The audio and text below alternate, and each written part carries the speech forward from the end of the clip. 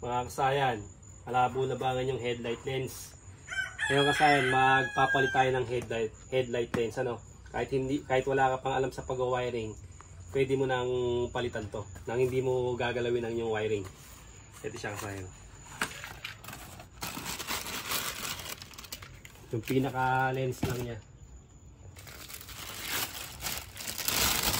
Kung buo pa naman yung ganito nyo, pero yung pinakaan lang, yung pinaka lens lang yung papalitan. Ito siya. Ayan siya kasayan. Yung headlight lens niya. Ito yung papalitan natin. Simple lang ito kasayan. Kayang-kaya mo na ito kahit hindi mo nadalhin sa motor shop. 2 tornilyo lang yung tatanggalin mo. Ito siya. 2 tornilyo ng headlight. Kabilaan lang. Huwag nyo nang bubunutin yung wire nya para hindi na mababago yung ano niya, yung mga wirings. Wala na siyang magagalaw. Ito, kabilaan lang siya. Ilan, 2 siya.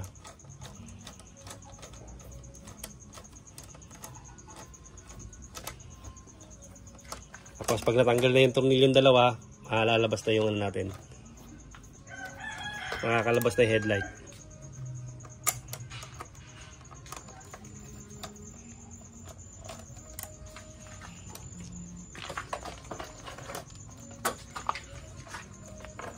Buksan nyo lang siya. Ito. Pagka bukas nyo sa kanya, siya ko lang yung ano. Nakalisin ko lang yung kanyang MDL.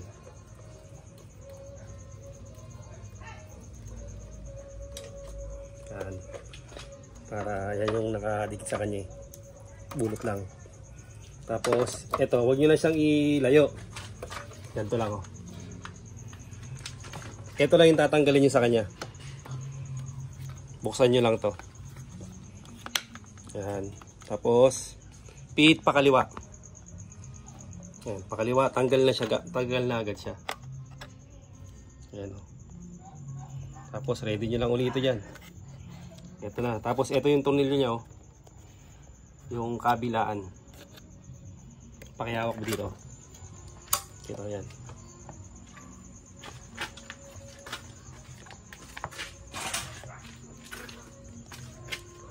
Luluwagan nyo lang ito kasi na ito maluwag na eh. Luluwagan para matanggal to. Kasi sa kabila. Kahit huwag yun na siyang ano yun, yung tanggalin talaga.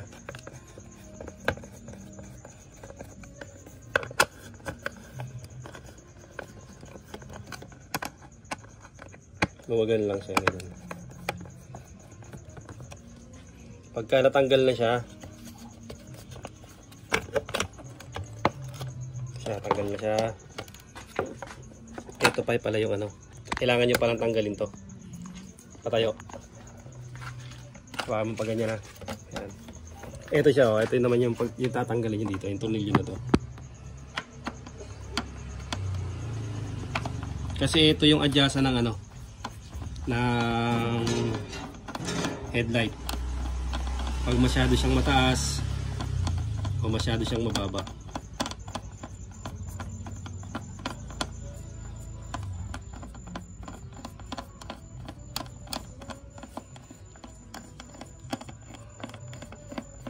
Sa likod kung ano, mamaya hindi siya gumagalaw. Ayun, ito mahaba.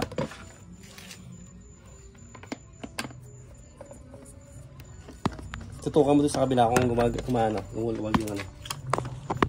Sumasabay yung tornilyo. Sumasabay? Hindi ito. Mahaba lang ano? Apo. Mahaba lang yung kanyang ano, tornilyo.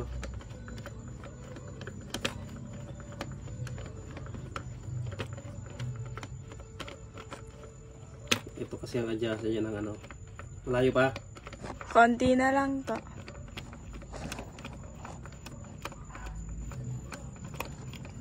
Ano pa? Sumasabay na to. Sumasabay na siya. Tapos, ayan. Dito na natin tanggalin. Pagka na umano na siya. Yan, hawakan lang natin siya. Ay sumasabay na yung pinaka ano niya sa ikutan.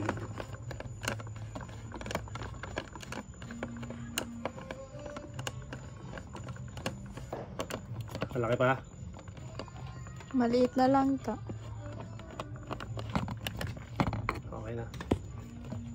Ito na siya ngayon, oh. Meron siyang spring dito. Ayan na, ito, tingnan nyo, ha. Pagtanggal niya may spring, ha. Nandiyan, baka mamaya hindi makabalik. Pagtanggal nyo nito, nalaglag yung ilaw natin.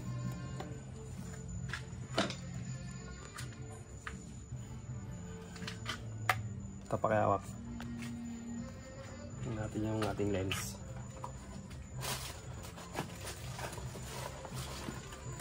Yung gagamitin natin yung stock wire na rin. Ito siya. Pag ikot natin, pakaliwa, tanggal na siya. Tanggalin natin to, ano. Depende sa inyo kung itong ilaw ang gagamitin nyo. Ito kasi ano siya, LED na siya. Yan na yung ano natin. Tapos, saan natin siya ibabalik. Ito, ha. Papasok to dito sa may spring.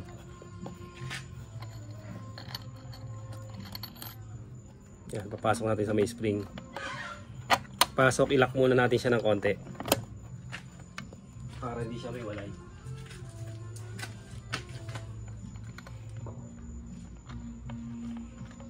Para hindi kumalas yung ano. Ayan. Ngayon, nakakalas na siya. Itong isa, kung alin yung mas maluwag, doon una natin ipapasok.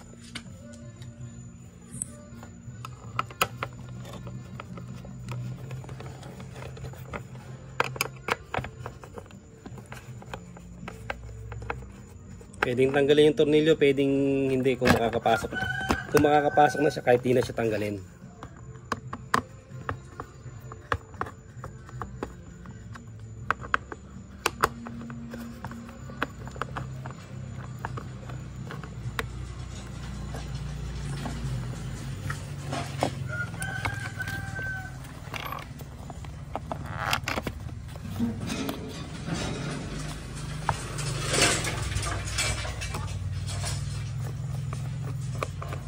Pagka nakapasok na, saka natin higpitan.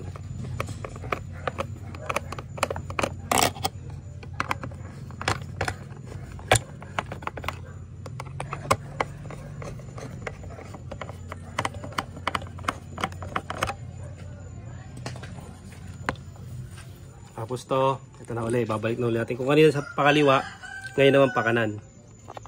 Tingnan nyo, ha, pag hindi tumapat, pihit nyo lang siya, ha. Pag hindi tumapat, pihit nyo lang. Kaya hindi siya pumasok, oh.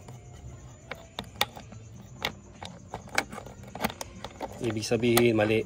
Mali yung ano, hindi siya natapat.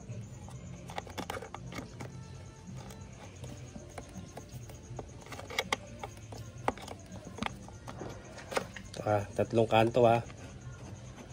Yan, pag tumapat, kanan, pakanan naman. Ibig sabihin, pagka ano, nag-click na siya. Pagka nag-click na, balik nyo na siya sa ano niya.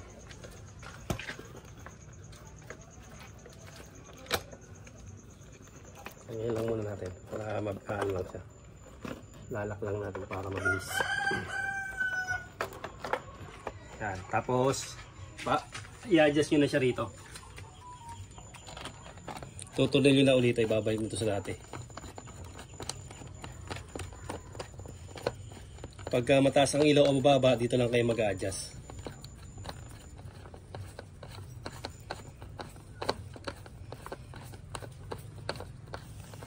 Para wala na kayong nagalaw na wire sa kanya. Kahit hindi sanay mag-wiring, magagawa nyo to. Kung sakasakali naman may mabunot, color coding lang yan, hahanapin nyo lang yung kakulay. Kung stock pa ang inyong ano. Ayos na? Yan.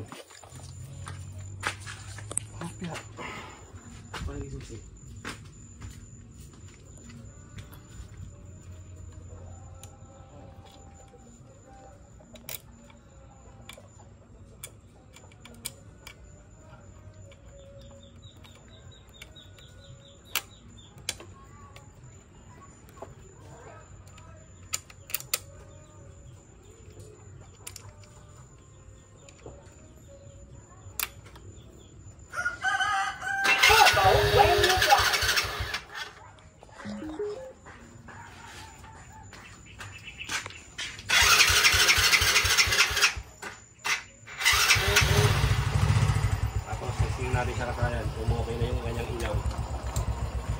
Ayan lock. Ayun lang kasayan.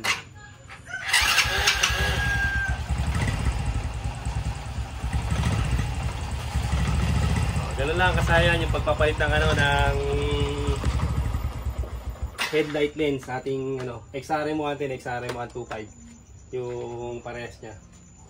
Kaya siya, okay na. Ang hindi nagagalawin yung harness, doon lang sa may, ito lang yung alay niya. Yung luluwagan nyo. Tapos yung tornilyo na may spring, yun lang yung adjustan dito lang. Yung importante yan para maibalik mo sa tamang timpla yung inyong ilaw. Pagka mataas, dito lang kayo magluluwag, ibaba nyo lang siya. Tsaka higpitan o luwagan. Hanggang dito lang mga kasayan. Salamat sa panonood.